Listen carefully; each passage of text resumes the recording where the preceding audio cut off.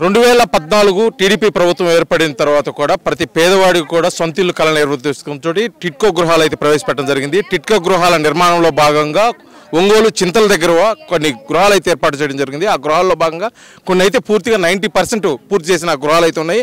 కానీ వైసీపీ ప్రభుత్వం ఏర్పడిన తర్వాత ఈ గృహాలు అయితే ప్రారంభానికి నోచుకోలేదు. దానికి అనేక కారణాలు చెప్తున్నప్పటికీ లబ్ధిదారులు తమకు న్యాయం చేయాలి, ఇప్పటికైనా ఆ గృహాలు మాకు అందజేయాలి, మేము ఎప్పుడు ఉండాలి ఈ నివాసంలో కూడా అని చెప్పేసి అంటున్నారు. మనతో మాట్లాడే దానికోసం లబ్ధిదారులు అయితే ఉన్నారు, వాళ్ళు మాట్లాడుతూ తెలుసుకుందామా. చెప్పండి, గత కొంతకాలం నుంచి అయితే ఇక్కడ మీకు అర్హులుగా మీకు ప్రకటించడం జరిగింది. నిర్మాణం కూడా సగం పైన పూర్తయింది. కానీ మీ చేతికి అందలేదు. వాళ్ళకి ఏంటి, ఎందుకు అందలేదు, ఏంటి కారణం ఏంటి? 5 సంవత్సరాలు అయిందండి. 2018లో ఇల్లు ఇస్తామని డబ్బులు కట్టించుకున్నారు. ఇప్పటికి ఇల్లు లేదు, డబ్బులు రిటర్న్ లేదు. బయట వడ్డీకి తీసుకొచ్చి కట్టాము.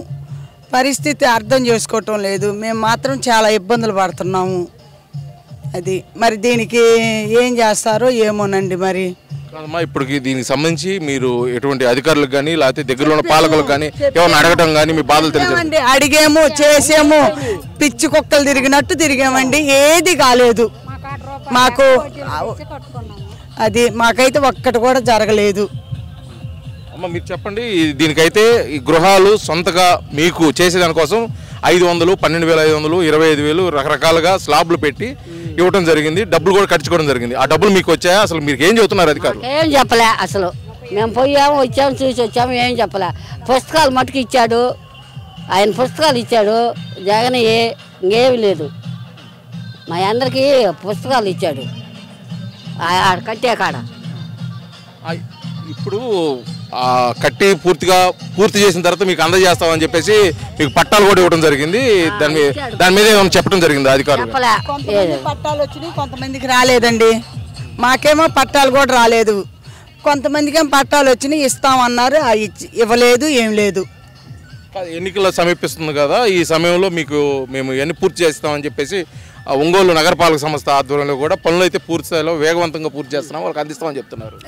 మాకైతే అది కూడా చెప్పలేదండి. ఇట్లా చేస్తాము, ఎన్నికలు వస్తాయి, అసలు మాకు ఇంక వచ్చిన దాతే లేరు. మీరు డబ్బులు కట్టుకున్నారు కదమ్మా, డబ్బులు ఇవ్వటం కానీ చేశారా? మాకేం డబ్బులు లేదు, ఏమీ లే.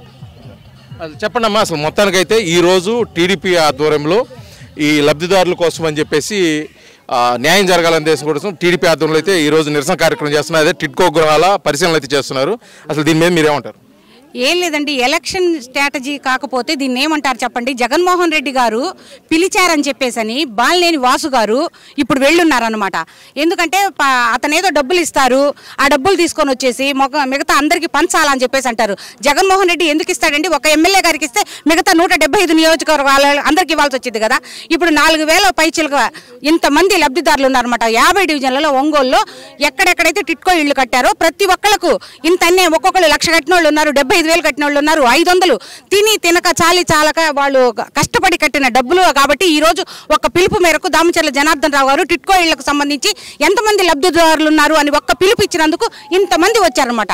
50 డివిజన్ల నుంచి వచ్చారు.